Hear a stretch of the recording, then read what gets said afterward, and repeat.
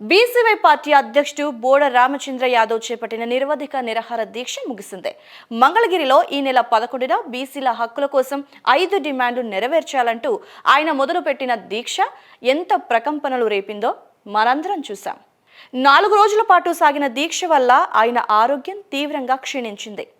వెంటనే దీక్ష విరమింపజేయాలంటూ డాక్టర్లు పదే పదే చెప్పడంతో సిపిఐ రాష్ట్ర కార్యదర్శి ఈశ్వరయ్యతో పాటు ఇంకొంతమంది లీడర్లు రామచంద్ర యాదవ్కి నిమ్మరసం ఇచ్చి దీక్షని విరమింపజేశారు.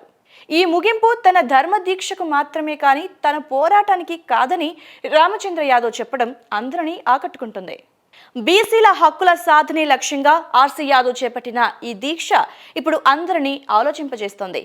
అసలేంటి ఈ దీక్ష, ఎందుకు చేశారు, చాలా డీప్గా ఆలోచించాల్సిన అవసరం ఉంది. ఆయన మెయిన్గా 5 డిమాండ్లని ప్రభుత్వం ముందు ఉంచుతున్నారు.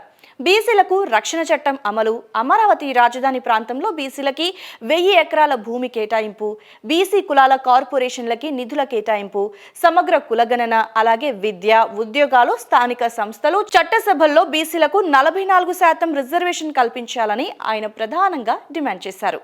ఈ డిమాండ్లను ఒక్కసారి గమనిస్తే బీసీలు ఎంత వెనకబడి ఉన్నారో అర్థమవుతోంది.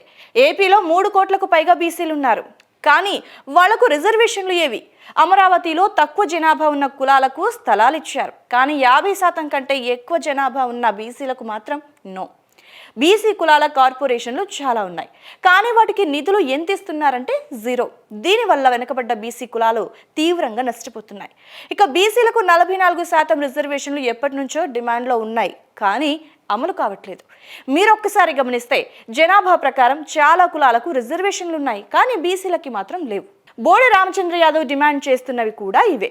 పేరుకు మాత్రమే బీసీలుగా ఉన్నారు, కానీ నేటికి ఆర్థికంగా, రాజకీయంగా, సామాజికంగా చాలా వెనుకబడి ఉన్నారు.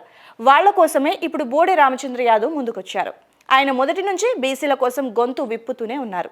కేవలం బీసీల కోసమే కాకుండా వెనకబడ్డ వర్గాల కోసం ఎన్నో సేవా కార్యక్రమాలు, ఉద్యోగ, ఉపాధి ప్రోగ్రామ్స్ కండక్ట్ చేస్తూనే ఉన్నారు. కానీ బీసీలందరికీ న్యాయం చేయాలంటే అది ప్రభుత్వ పరంగా మాత్రమే సాధ్యమవుతుంది.